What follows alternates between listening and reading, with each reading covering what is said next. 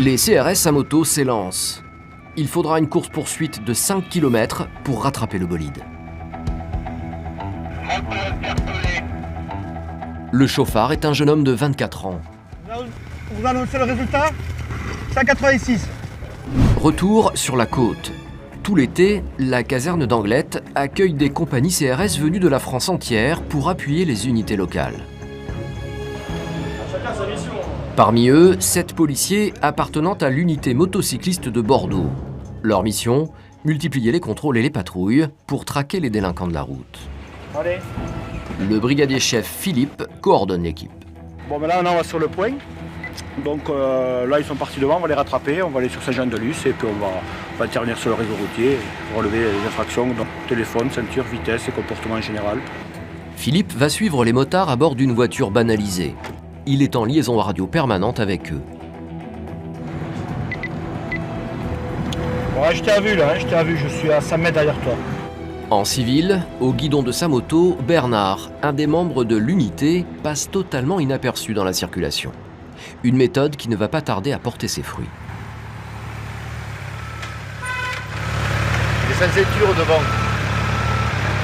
Prends-le. On prend 106. Conducteur non porteur de sa ceinture de sécurité.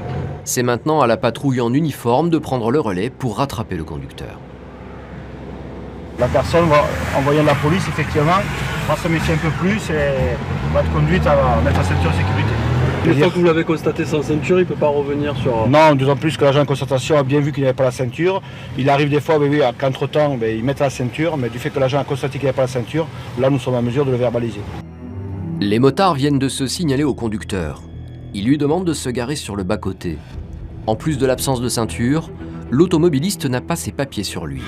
Vous avez une carte professionnelle sur vous, quelque chose justifiant de votre identité? Mais les policiers ont décidé d'être indulgents. Bon, monsieur n'avait pas le permis sur lui, on a vérifié au fichier, donc monsieur a son permis de conduire, il n'y a aucun problème là-dessus. Normalement, c'est l'infraction à 0, non, le but, c'est pas de verbaliser pour le plaisir de verbaliser.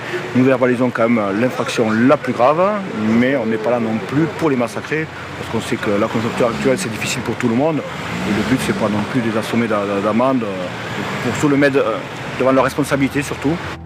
Pour conduite sans ceinture, l'automobiliste écopera d'une amende de 90 € et d'un retrait de 3 points sur son permis. Les patrouilles en véhicule banalisé sont une arme redoutable. Elles mettent souvent en évidence l'attitude irresponsable de certains automobilistes. Et parfois, sans s'en apercevoir, certains commettent même leurs infractions sous les yeux des policiers. Ouais, montard, revenez vers moi, j'ai un changement de voie là, d'une Golf Crise. Vous arrêtez, monsieur? Vous arrêtez à droite, la police. Le conducteur qui vient de franchir la ligne blanche est un habitant de la région, un surfeur qui partait à la plage. Pourquoi vous avez fait demi-tour? Parce qu'en fait, je me suis aperçu qu'il n'y avait pas de vague du tout à Bidar. J'ai croisé un pote sur la route qui m'a dit c'est mort. Donc je me suis dit bon, je vais aller à Biarritz. Et c'était bouché en plus, je me suis dit non, complètement plus. Et en plus, en le faisant, je me suis dit mais t'es complètement débile, pourquoi tu fais ça? C'est pas mon genre en plus quoi. Ouais, côté, vas-y. Moi j'habite ici toute l'année, le mois d'août, il y a tellement de monde que j'ai comme ça, et j'ai pas l'habitude de faire j'ai pas l'habitude de faire la queue comme ça en voiture, donc ça m'a gonflé et j'ai fait.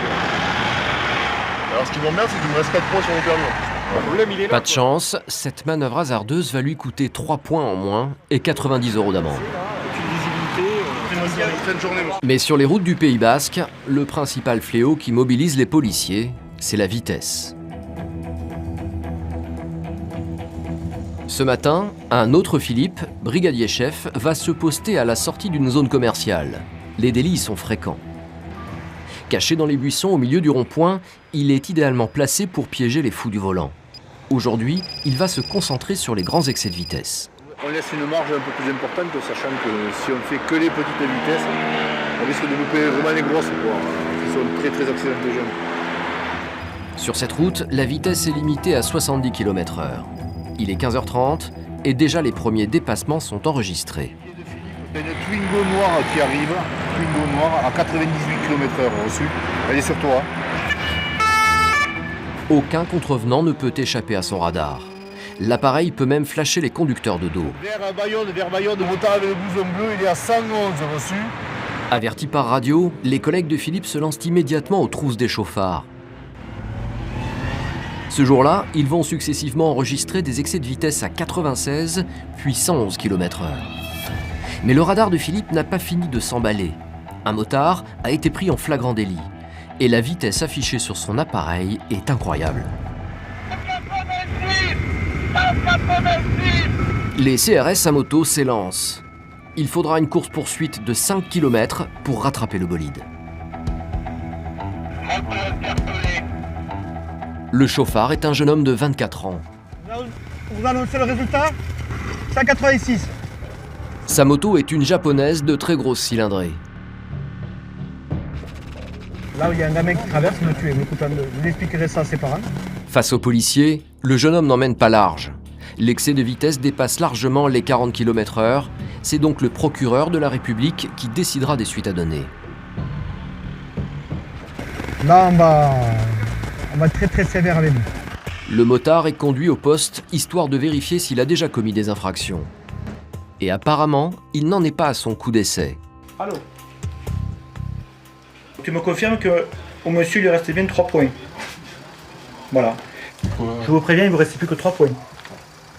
Ah non, j'ai tout récupéré. Ah non, au fichier vous avez 3 points. Moi j'ai mal calculé. Alors. Donc vous avez peut-être mal calculé. Là l'infraction c'est 6 points. Donc si c'est le cas, 3 points c'est moins 6, moins 3. Donc là c'est l'annulation de permis, d'office. S'il veut de nouveau enfourcher sa moto, le jeune homme devra repasser son permis. Il faut tout repasser le permis, il faut repasser le code, il y a une visite médicale. Et après, le souci c'est qu'on ne repart pas avec 12 points, on repart avec 6 points. Donc autant dire qu'on repart toujours avec un capital point très bas. Étant donné la gravité de l'infraction, le motard devra s'expliquer devant la justice. Il est passible de 3 750 € d'amende et de 3 ans de prison. La nuit tombe sur Biarritz. Le centre-ville est pris d'assaut par les fêtards.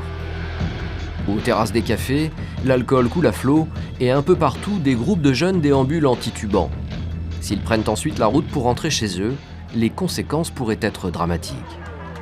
Alors, les hommes du brigadier-chef Philippe ont mis en place un important dispositif à l'entrée de la ville. Alors on va mettre un triflage déjà pour signaler notre présence des deux côtés, c'est quand même les deux accès principaux. Dès qu'on a mis en place, on mettra 2 fonctionnaires par point, avec une réserve de 3 motocyclistes pour éventuellement rattraper les personnes qui refuseraient le contrôle. Il est un peu plus de minuit. Déjà de jeunes fêtards passent à pied à côté des CRS. Certains sont bien éméchés. Tony, c'est mon copain. L'état dans lequel les jeunes se trouvent donne le ton. La nuit s'annonce longue pour les policiers. Il est un peu plus de minuit, les contrôles peuvent commencer. Parfait.